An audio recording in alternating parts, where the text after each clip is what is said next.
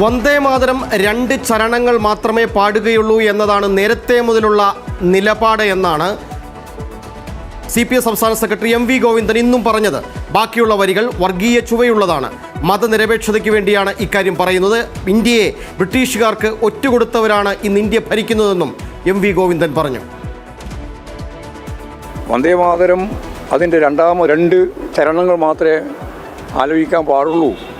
അതല്ലാതെ മറ്റു വരുന്നത് വർഗീയമായ ചുവയുള്ള കാര്യമാണ് എന്നുള്ളതുകൊണ്ടാണ് ആലപിക്കാൻ പാടില്ല എന്ന് ഞങ്ങൾ പറയുന്നത്. മതനിരപേക്ഷതയ്ക്ക് വേണ്ടിയിട്ടാണ്. ബ്രിട്ടീഷ് സാമ്രാജ്യത്വത്തിന് അനുകൂലമായ നിലപാട് സ്വീകരിച്ച് മാപ്പെഴുതി കൽത്തുറങ്കിൽ നിന്ന് രക്ഷപ്പെട്ട് സവർക്കർ ഉൾപ്പെടെയുള്ളവർ ബ്രിട്ടീഷുകാർക്ക് അനുകൂലമായ നിലപാട് സ്വീകരിക്കുന്ന ദേശീയ സ്വാതന്ത്ര്യ പ്രസ്ഥാനത്തിൻ്റെ ഭാഗമായിട്ടുള്ള വഞ്ചനയും നമ്മൾ രാജ്യം ലോകം കണ്ടിട്ടുള്ളതാണ്. അവരാണ് യഥാർത്ഥത്തിൽ ഇന്ത്യൻ ഭരണകൂടം കൈകാര്യം ചെയ്യുന്ന സംഘപരിവാർ വിഭാഗങ്ങളായിട്ട് ഇന്ന് നിലനിൽക്കുന്നത്. വർഗീയതയ്ക്കെതിരായ ഹിന്ദുത്വ അജണ്ട വെച്ച് കോർപ്പറേറ്റ് താൽപ്പര്യങ്ങൾ സംരക്ഷിക്കുന്ന ഭരണവർഗ നിലപാടുകൾക്കെതിരായിട്ട് മുന്നോട്ടേക്ക് പോകാൻ നമുക്ക് സാധിക്കേണ്ടതുണ്ട്. അതിൻ്റെ പ്രതിജ്ഞയായിരിക്കണം 80-ാം വാർഷികം ആചരിക്കുന്ന സ്വാതന്ത്ര്യദിന പുലരിയിൽ നമുക്കെല്ലാം നിർവഹിക്കാനുള്ളത്. Big TV, without fear or favor.